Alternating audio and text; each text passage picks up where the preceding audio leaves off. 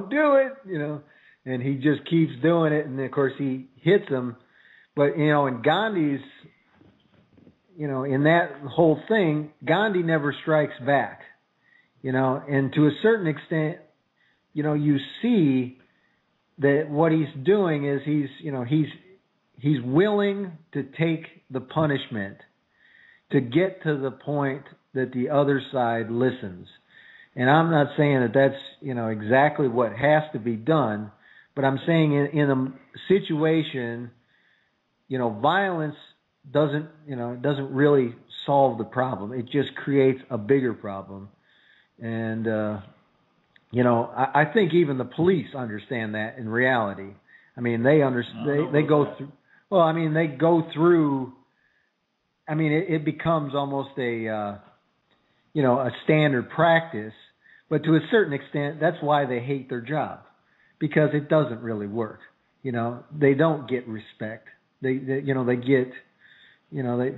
hatred in return, and so that's why they're unhappy to a certain extent. And, until people take the time to say, we know why you're unhappy.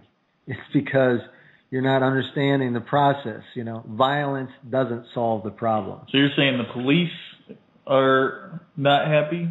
These are the ones that are not happy and feeling like they're not respected, that they're getting angry? Well, I mean, at a deeper level, I'm not saying that, to a certain extent, a lot of these feelings are kind of hidden underneath the rationalizations of what they do. The fact that they get a paycheck for a job and you do the job, you could basically say the same thing about your job. You don't like your job, or I'm not saying you don't like your job, you'd like your job. But if you didn't like your job, you could say, hey, it pays me a paycheck, I got to feed my family. And so your attitude, of course, would only be made worse by the fact that your job is to protect certain people, and those people are basically jerks to you. And I get it, and I understand why some people dislike police, and obviously some police are definitely deserving of being disliked. But I would actually share a story with you that I've told on previous shows that kind of corroborates what you're talking about. I generally don't have problems with police. I'm very good at talking to them. I think part of it is I've worked a lot of 24-hour store, jobs when I was growing up, and I spoke to a lot of police because they're bored, so they sit around and drink coffee and they chat you up, and you start to learn about them and why, where they come from. And I started talking to them about why their behavior changes, and I was like, so why is it you guys are always jerks when you pull people over? And he's like, statistically, most of us get shot when we pull people over. Most police die when pulling someone over. And that's why police immediately go on the defensive when they move in that situation. I was like, well, that's reasonable. I mean, it makes perfect sense psychologically that that's what would happen. I mean, I hope for a world where they don't ever have to pull anybody over again. But on the same token, that's an explanation. It's a root cause. It's an understanding of a certain behavior. And then another story would be the time that a girlfriend of mine and I were at a park really late at night, just walking around and talking. A police officer pulls up, and I got long hair and I always wear metal T-shirts, so they generally make a few assumptions about me. And they're like, "So what are you guys doing there?" Blah blah blah. And I was like, "Oh, I'm sorry, officer. We were just going for a walk. It's really loud in the house, and we wanted to talk because there were people playing video games and they were really loud." And he's like, it was almost as though me being nice to him actually at first put him off, because he figured I had to have been being a smartass. So he says to me, "Are you being a smartass?" I'm like, no, not at all. I'm really sorry. I didn't know the park was closed." And he says, "Oh, well, there's drug deals here frequently. We've had people drug off into these woods and hurt, stuff like that."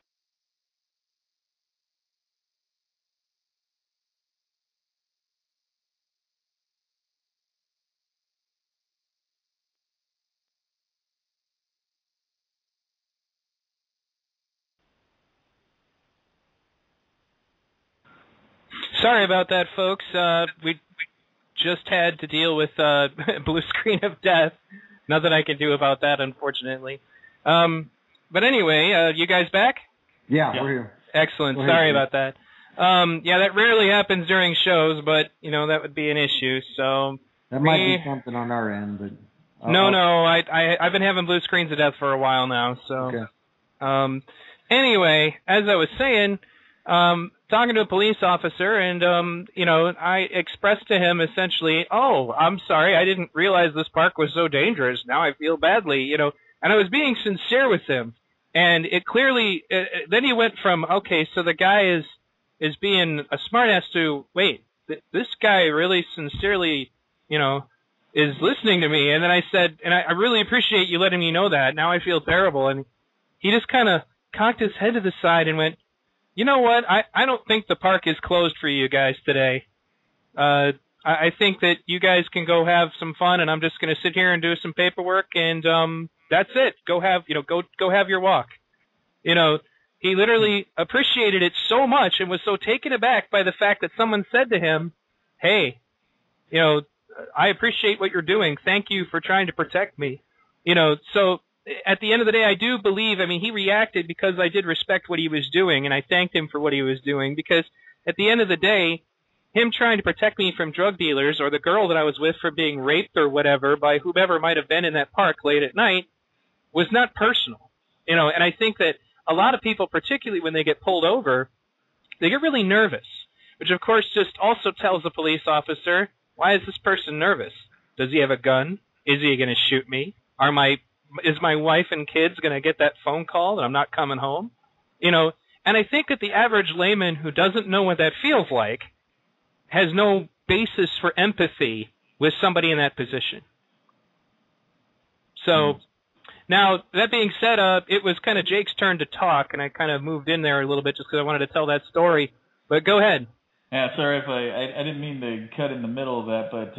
no, it's an open forum. The thing is, I got a bunch of different ideas going through my head, but... my thing is the police officers. I got a couple of friends that are police officers. Obviously, it's kind of a transitional career for somebody coming out of the military. I know a couple of people that have done that. I know that there's a lot of cops that are good people and upstanding and doing the best that they're supposed to, and there's sheriffs out there with the right ideas and all that kind of stuff. But we talk about this, and back when we were doing our show, we were talking about the nightmare of the police state and the transition, the idea that the military would suddenly get orders to hold, basically round eliminate freedoms, and round people up and put them in camps and all that kind of stuff. Take the guns away from them. That is happening, but it's happening in the form.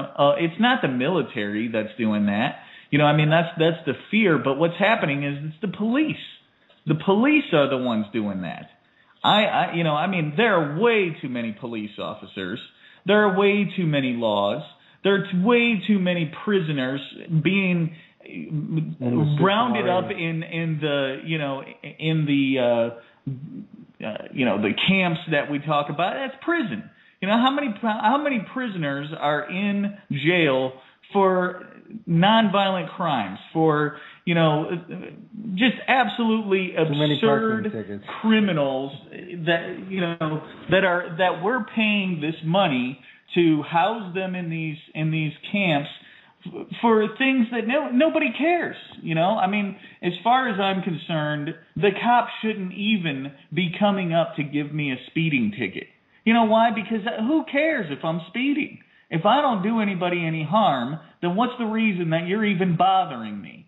We're talking, this has been the case for, 10, 50, 60 years. Since there's been damn cars on the road, they've been doing this crap, But, we've seen a graduation, probably specifically over the past century of, an increased police presence and a crackdown on just all these absolutely ridiculous interventions on the part of the police, Now, the military, if you look at it, they were, Ron Paul got the highest percentage of support from military members, So I think, when you look at the military as a whole, there's a lot of real smart people in there. I know personally that there's a lot of guys in there that, kind of feel very similar to the way that I do, but just not keep it to themselves. Yeah, just kind of keep it to themselves, and they're just not committed to going all the way out there and speaking up to the disaster that we've caused around the world and all that kind of stuff. But basically, what the police are, and I apologize if anybody's out there that's listening is a police officer. I'm sure that, like I said, I would say that a majority of the police officers that I've met have been, respectable people. But these situations, we got people, just to paint a situation, you got a police officer sitting at a nightclub where people are getting drunk, and then somebody gets tossed out and by the bouncers, and if they get arrested for that, what if the bouncers kick them out the door? Then what the hell is the point of getting? This happened to me personally, actually, but it's just absolutely ridiculous what we're getting arrested for. Now to combat this. I think that this is something that needs to be addressed on every local government venue. People need to stand up for local politicians, town sheriffs that want to eliminate these ridiculous crimes from taking place. We don't need increased police presence all over the place.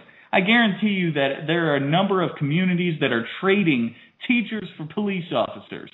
It's a huge problem. We're seeing a complete lack of education. Education in America is in an absolute dive, and crime is on the rise. And the only reason crime is on the rise is because we got more police out there arresting people for these ridiculous crimes. Well, I understand completely where you're coming from. I would also point out, though, that the crime rates go up as the economy tanks as well. That's statistically proven. And then rather than solving the economic problems, it's easier just to put more police into the situation. For example, even paid armed security, in many cases, for example, I was up at the FIA office with a friend of mine because he was dealing with some stuff in regards to his food stamps. And this is within a couple weeks of them putting up a notice that they were going to start limiting the amount of cash assistance certain people got. And in response to this place used to have one security guard, okay, in a nice open area, looked like a place you could take your family to. And then I walk in there now, and it's got bulletproof glass, and 4 security guards in the room. Not 1, 4 security guards in the room at all times. And I'm just like, so your response to this, is obviously, don't get me wrong, I know there are people who absolutely abuse cash assistance. But in the state of Michigan, because of the fact that we're at 43% unemployment, that of course is not being reported correctly, people are desperate. There really are. Like when I was unemployed and I went to the unemployment office and then went to the classes they make you go to, I was not surrounded by welfare moms. I was surrounded by, blue collar, men with skills who hated being there. They felt so ashamed. I was surrounded by college-educated graduates, engineers. It was everyone. And basically the response to the economy tanking is always, let's just put, some more security, more police out there. Don't get me wrong. I'm on board with you about the stupid laws, and that's one of the ways that the state makes money for itself, because it can't afford to pay for all of the various socialist answers that it gives to the problems in question. I mean, the Michigan state government nearly shut down completely. I think it was about 4 years ago, as in governor at the time, then Governor Granholm, was like, said to the United States government, we're finished. We cannot do this anymore. If you don't give us assistance, I'm going to shut the government down, because they literally could not afford to continue to have a Michigan state government. The money was not there. You can raise taxes, but when everybody who has any money has already moved out of the state, that's not going to work either. So, because it's like squeezing blood out of a stone. It's not going to happen. So, and I agree with you, and I understand where you're coming from completely. And I think that the point to address about this is to look at whatever social conditioning goes into police that teaches them that this is the appropriate solution. You know, these people all start as people. I mean, I was interested in being a police officer at one time. I wasn't thinking to myself that I wanted to be a cop because I wanted to pull people over for stupid